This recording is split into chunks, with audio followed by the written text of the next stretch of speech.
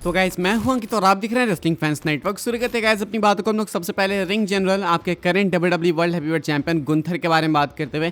Happy birthday Gunther बोलना भाई सब लोग कमेंट्स के अंदर। आज है गुंथर का बर्थडे। आज हो चुके हैं गुंथर 37 साल के, यानी कि 37 ईयर्स की उनकी एज हो चुकी है। अब गुंथर के नाम से आपको क्या याद आता है सबसे पहले कॉमेंट करके बताना। मैं कभी भी गुंथर इमेजिन करता हूँ तो मुझे तो वो इंटरकॉन्टिनेंटल टाइटल के साथ ही याद आते हैं। एंड अभी ये वर्ल्ड चैंप से भी भाई कहीं ना कहीं मुझे आईसी टाइटल की तरह ही दिखती है। एंड स्पेशली गुंथर पे तो और ज़्यादा दिखती है। मैं तो डिफ्रेंशिएट भी नहीं कर पाता कई बार। अभी गुंथर जो है भाई वर्ल्ड चैंपियन भी बन चुके हैं, तो आईसी टाइटल रेन के तरह ही मैं एक्सपेक्ट करता हूँ कि इनकी ये रेन भी लंबी एंड डोमिनेटिंग होगी। अभी देखते हैं पहली टाइटल डिफेंस इनकी कैसी जाती है जब ये ऑर्टन के अगेंस्ट अपनी टाइटल को डिफेंड करेंगे। तो फिलहाल इनका मैच कंफर्म है बैसिन बर्लिन के लिए, लेकिन उसके बारे में हम लोग आगे बात करेंगे इस वीडियो के अंदर। फिलहाल हैप्पी बर्थडे बोलना चाहूँगा मैं गुंथर को। आप लोग भी विश कर सकते हो फॉर्स और रिंग जनरल को कॉमेंट सेक्शन के अंदर। आगे बढ़ते हैं गाइस, बात करते हैं अगली स्टोरी के बारे में। डब्ल्यूडब्ल्यू को क्रिटिसाइज करा गया है गाइस एक ऐसी चीज को लेके जिसके लिए शायद डब्ल्यूडब्ल्यू का क्रिटिसाइज होना बनता भी है। आपको मैं 2-3 रेंडर्स दिखाने वाला हूँ। डब्ल्यूडब्ल्यू पता नहीं रेंडर्स के साथ पीएनजीज के साथ क्या ही खेल कर रही है। पहले हमने देखा कि एले नाइट के रेंडर पे इन्होंने लोगन पॉल के पूरे आर्म को ही चिपका दिया यूएस चैंपियनशिप के साथ में। एंड अगर आप ब्रॉन ब्रेकर का रेंडर देखोगे तो वहाँ पे भी जो हैंड है, जो आर्म है, या तो वो उनका नहीं है या तो इन्होंने बस भाई राइट आर्म को ऐसे इन्वर्ट करके लेफ्ट आर्म बना दिया है। मतलब रियलिस्टिक कुछ दिख ही नहीं रहा है। एक चीज़ लोगों को समझ नहीं आ रही कि भाई आप फोटोशॉप कर ही क्यों रहे उस चीज़ को। आपके पास चैंपियन है, आपके पास चैंपियनशिप है, आपके पास कैमराज हैं, आपके पास स्टूडियो है, तो भाई फोटो क्लिक कर लो ना, इसमें क्या दिक्कत है। ऐसा भी नहीं है कि आज ये चैंपियन बने आपको 1 घंटे बाद रेंडर्स डालनी है, वो 1 घंटे बाद भी डालनी होती तो भी डल जाती है भाई। लेकिन अब तो इतना टाइम भी हो गया समझ टाइम को, अभी तक आपने फोटो शूट नहीं करा। क्यों नहीं करा, इसमें आपकी गलती है। काट पीट के पता नहीं भाई कहाँ से क्या करके किसकी रेंडर में किसका हाथ लगा रहे हैं, किसका पैर लगा रहे हैं, कुछ समझ ही नहीं आ रहा है। साइड प्लेट्स नकली, सब कुछ उल्टा पुल्टा। इसके लिए डब्ल्यूडब्ल्यू को कल रात को काफ़ी क्रिटिसाइज करा गया जब डब्ल्यूडब्ल्यू ने नए रेंडर्स रिलीज करें। एंड वो नए रेंडर्स भी भाई फोटोशॉप्ड ही थे। अब मुझे नहीं पता कि डब्ल्यूडब्ल्यू क्या करना चाहती है। अगर चलो आप फोटोशूट नहीं भी करना चाहते हो ना, तो आप प्रॉपर फोटोशॉप ईजिली कर सकते हो भाई। फोटोशॉप करने पे भी ना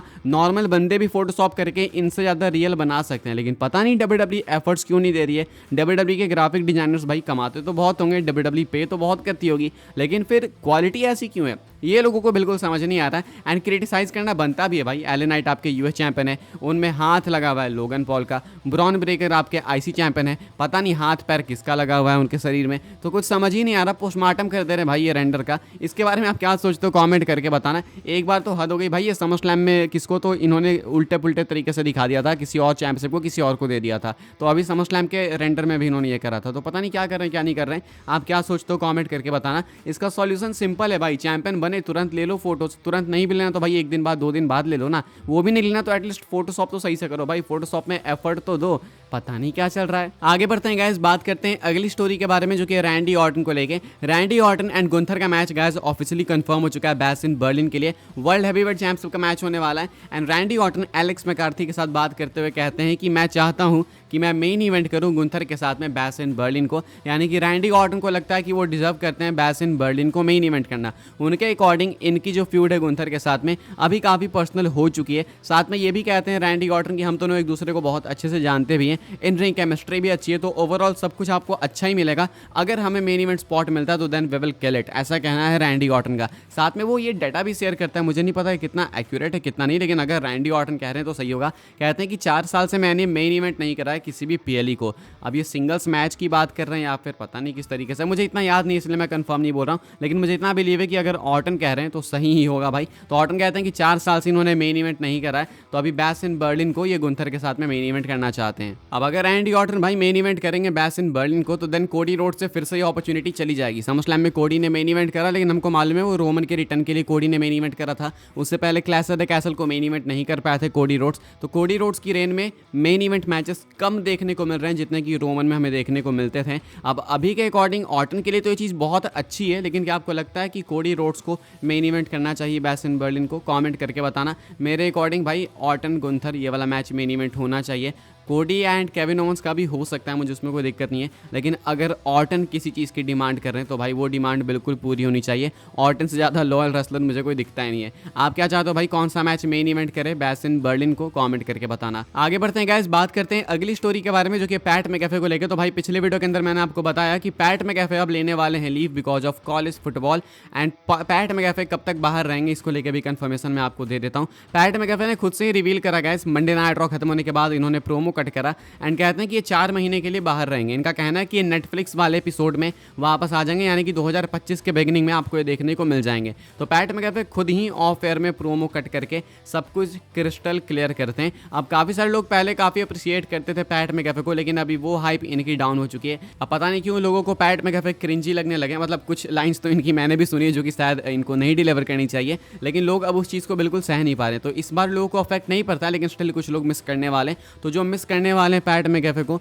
उनको लेके मैं आपको अपडेट बता देता हूँ, उनके लिए अपडेट बता देता हूँ कि पैट मैकैफे 4 महीने के लिए जा रहे हैं एंड इन्होंने कहा है कि ये नेटफ्लिक्स वाले मंडे नाइट रॉ में वापस आ जाएंगे। तो ये है पैट मैकैफे को लेकर कंफर्मेशन, इनकी वापसी आपको तब देखने को मिलेगी। आगे बढ़ते हैं गाइस, हम लोग बात करते हैं अपनी नेक्स्ट एंड फाइनल स्टोरी के बारे में जो कि जिला फाटू को लेकर। जिला फाटू आपको बहुत ही जल्दी WWE के अंदर देखने को मिलेंगे। WWE की नजरें बिल्कुल जिला फाटू के ऊपर गर चुकी है। ये चीज़ मैं आपको पहले भी बता चुका हूँ, लेकिन इसके ऊपर कॉमेंट करते हैं मार्क हेनरी एंड वो क्या कहते हैं मैं आपको बताता हूँ। लेकिन उससे पहले गाइस, आगे बढ़ने से पहले आपने चैनल को सब्सक्राइब नहीं करा है तो सब्सक्राइब करके आगे बढ़ते चलो। मतलब सब्सक्राइब करो, यहाँ पे आपको मिलेगी WWE की fastest updates and notification bell को ऑल पे सेट कर देना ताकि मैं वीडियो पोस्ट करूँ तो आपको नोटिफिकेशन तो मिले। अगर मैं वीडियो सबसे पहले ला रहा हूँ तो आपको उसके लिए नोटिफिकेशन ऑन करना पड़ेगा ताकि आप तक भी सबसे पहले ही पहुँचे। ऐसा ना हो कि मैं वीडियो अभी पोस्ट करूँ, नोटिफिकेशन आपको आई नहीं, आप 3-4 घंटे बाद देख रहे हो, तो उसमें मज़ा नहीं आता। फिर मैं एक नई वीडियो पोस्ट कर देता हूँ। तो इसलिए आपको नोटिफिकेशन ऑल पे सेट करना है एंड सब्सक्राइब कर लेना। टाइम पास हो गया बहुत ज़्यादा, आते हैं वापस से टॉपिक पे। मार्क हेनरी कमेंट कहते हैं जिला फाटू बैंड। ये तो हमने सुन के रखा है कि जिला फाटू के चांसेस बहुत ज़्यादा है कि वो जल्दी ही WWE को ज्वाइन करेंगे। इवन समर स्लैम को भी अटेंड करने आए थे, वो बैक स्टेज भी प्रेजेंट थे, साथ में अटेंडेंस में भी थे। तो कहना है कि WWE डेस्परेटली चाहती है जिला फाटू को साइन करना, लेकिन अभी रिसेंटली जिला फाटू ने मल्टीपल टाइटल्स जीती भाई अलग अलग प्रमोशंस में। मार्क हेनरी कहते हैं कि ये सब होने के बावजूद WWE इनको स्टिल साइन करना चाहती है। उन्होंने जितना सुना है उनके अकॉर्डिंग WWE वाले अभी से जिला फाटू के अंदर वो टैलेंट देख रहे हैं जो कि शायद वो फ्यूचर में बिल्ड करना चाहते हैं। मतलब सेम WWE ने जेकब फाटू के अंदर भी देखा। हालांकि जेकब फाटू को आज से नहीं बल्कि कुछ साल पहले से ही साइन करने की कोशिश थी, लेकिन बिकॉज मैंने आपको बता रखा है कि जेकब फाटू के साथ कुछ क्रिमिनल चार्जेस लगे हुए थे, तो इसलिए WWE ने वो रिस्क कभी नहीं लिया। अभी इन्होंने लिया एंड अभी वो रिस्क बहुत अच्छे से पे ऑफ कर रहा है। तो वो सेम चीज़ें जिला फाटू के अंदर देख रहे हैं। लेकिन हाँ, जेकब फाटू के लिए तो कुछ साल हमें वेट करना पड़ा, जिला फाटू के लिए नहीं करना पड़ेगा। पॉल हेमन ने साफ कह रखा है, इसका भी रेफरेंस देते हैं मार्क हेनरी। पॉल हेमन ने साफ कह रखा है कि अभी हम लोग शायद थर्ड इनिंग के अंदर भी नहीं है। तो अगर ये थर्ड इनिंग भी नहीं है ब्लड लाइन की स्टोरी लाइन की, तो अभी ये मान लो थर्ड इनिंग है एंड इसके बाद मान लो रॉक के साथ जब रोमन का मैच होगा तो उसको आप फोर्थ इनिंग भी गिन लो। तो उसके बाद ये चीज़ आगे जब कंटिन्यू होगी तो जेकब फाटू, जिला फाटू यही सारे लीड करते हुए दिखेंगे। तो उस टाइम के लिए जिला फाटू को WWE मोस्ट लाइकली साइन करना चाहेगी। तो according to Mark Henry, Roman Rock खत्म होने से पहले या फिर खत्म होते के साथ साथ जिला फाटू हमें देखने को मिल जाएंगे WWE के अंदर। WWE तो उनको साइन करके रखना चाहती है, लेकिन लेट होगा, बहुत ज़्यादा लेट, तो शायद उस टाइम तक होगा।